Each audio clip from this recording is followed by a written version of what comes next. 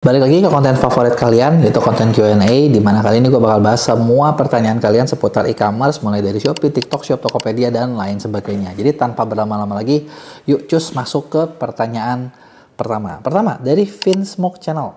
Kenapa ya Om, produk saya suka hilang sampai jam 12 malam dari TikTok Shop kalau ada penjualan sudah mencapai 70-an, kayak ada batasan. Nah ini memang betul ada batasan.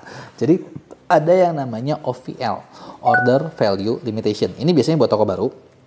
Jadi simpelnya gini, TikTok itu mau memastikan kayak toko lu tuh ketika dikasih order, lu tuh bisa fulfill atau memenuhi semua order yang lu dapat, gitu ya. Jadi jangan sampai kayak orang masih baru, belum tahu stoknya berapa, jadi dikasih order unlimited sampai ibaratnya nggak terpenuhi gitu. Jadi dia kayak mau memastikan kayak konsumen itu kalau udah beli pasti dapat barang deh, simpelnya gitu. Makanya ada order OVL, order value limitation, yang ini bisa kebuka ketika ya memang lu sudah sesuai targetnya gitu. Jadi dalam 2 minggu lu mencapai sekian, lu bisa order terus, nanti itu barang lu bakal muncul terus. Kurang lebih seperti itu cara lepasnya.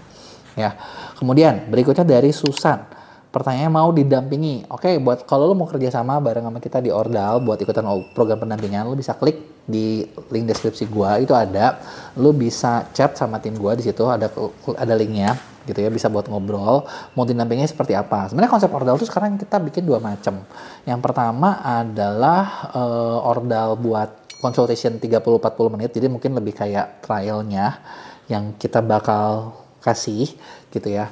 Nah, ada juga mungkin yang memang per project sampai 3 bulan gitu ya. Kalau 3 bulan memang pasti harganya beda dong. Kalau yang 30 menit murah kok, sama aja kayak lu traktir kopi di inilah di kafe di bawah 100 ribuan gitu ya. Nah, tapi kalau yang 3 bulan itu benar-benar dibikinin action plan lengkap gitu kan. Nah, lu bisa pilih sih mau yang pertama atau yang kedua, kurang lebih seperti itu. Mau coba dulu yang trial dulu pun it's okay, nanti bisa lihat kira-kira lu cocok nggak, tahu apa yang bisa didapetin dari situ gitu ya. Kebayang ya.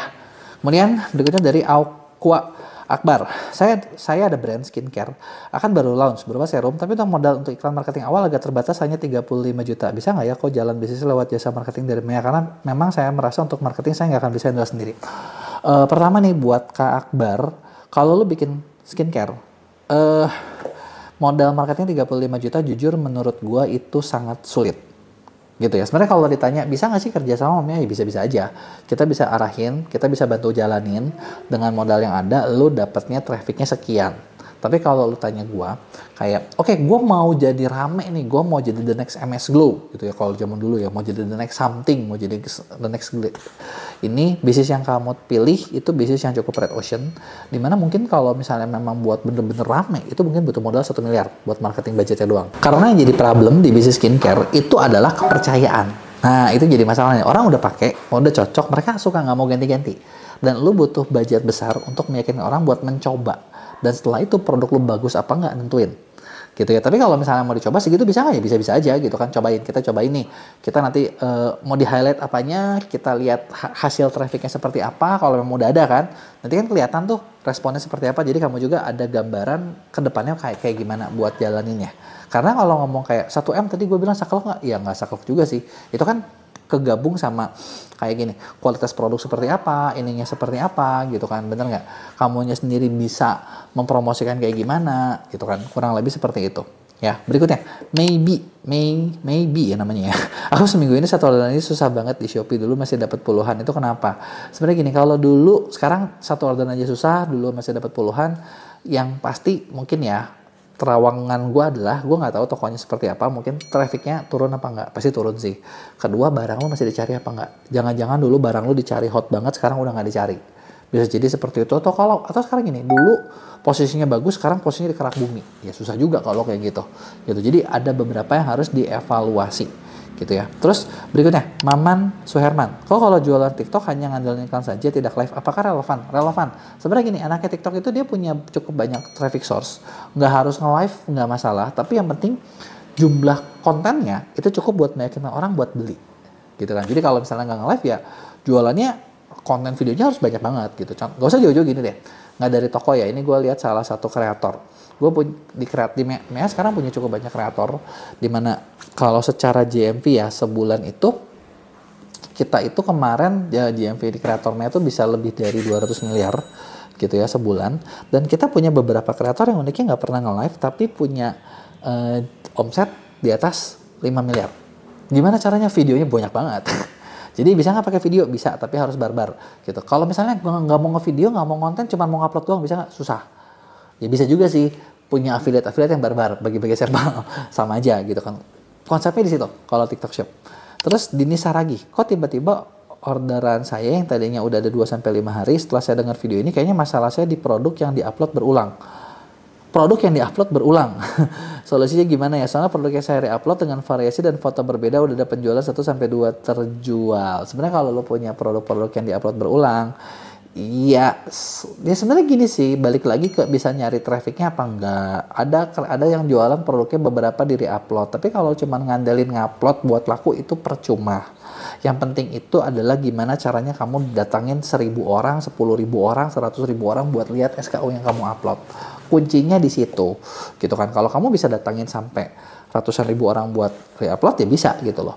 Nah, yang dibahas tentang reupload itu ada aturan baru itu adalah ketika video lu upload. Nah, itu yang nggak boleh, itu bakal jadi pelanggaran. Gitu. Kalau SKU sih sebenarnya masih bisa selama ada rubah-rubahnya dikit lah. Nah, pertanyaan terakhir dari Doyan Motor. Saya mau coba jualan online di bidang spare part motor. Kebetulan ortu sendiri buka bengkel motor. Rencana untuk memperluas jangkauan penjualan spare partnya via online. Langkah awal yang harus diambil gimana caranya ya? Nah, kalau jualan spare part yang perlu diketahui adalah model bisnisnya. Itu pertama itu bukan model bisnis yang bukan butuh banyak konten. Karena bisnis lu tuh kayak dokter. Orang sakit beli gitu. Nah, dan terus spare part itu kalau misalnya yang gue lihat ya, kita pernah megang beberapa klien, pertama mereka itu nggak ada yang maksudnya trafficnya gede, kecil-kecil, tapi konversinya tinggi. Karena ya gini lah, orang udah nyari apa nih? Knalpot. Berarti kan knalpotnya bermasalah, harus diganti. Tinggal bersaing di situ, gitu kan. Jadi modelnya adalah ya lu harus tahu kira-kira pasar mana yang harus bisa ngeriset pasar mana yang pencarinya cukup tinggi, lumayan ada, persaingannya nggak terlalu berat dan lu bisa lawan. Karena kalau lu mau jualan spare part kan harus tahu dulu nih, lu tuh apa nih, apakah lu cuman retailer, pengecer, atau lu punya distributor, atau mana, itu beda. Gitu kan. Nah, tapi dari beberapa klien yang kerja sama kita di MEA, itu rata-rata kalau yang dia punya stok produk banyak, jadi kalau spare part, satu lagi ya, kalau kita lihat stok produk banyak gitu kan, dia berani promosi gitu kan, itu bisa laku. Gitu. Cuman ya balik lagi, tampilannya adalah lu perlu bisa meyakinkan kayak barang lu tuh bagus, barang lu tuh original, barang lu tuh apa. Karena ingat model bisnis bengkel tuh udah mirip kayak dokter deh. Orang percaya nggak sama kamu? Kalau orang percaya ya udah laku, orang nggak percaya ya udah kagak laku, gitu kan. Sesimpel itu. Jadi kurang lebih itu dia Q&A kita hari ini. Kalau ada yang masih mau ditanyain, jangan lupa buat tulis di komen. Gua bakal balas di video berikutnya.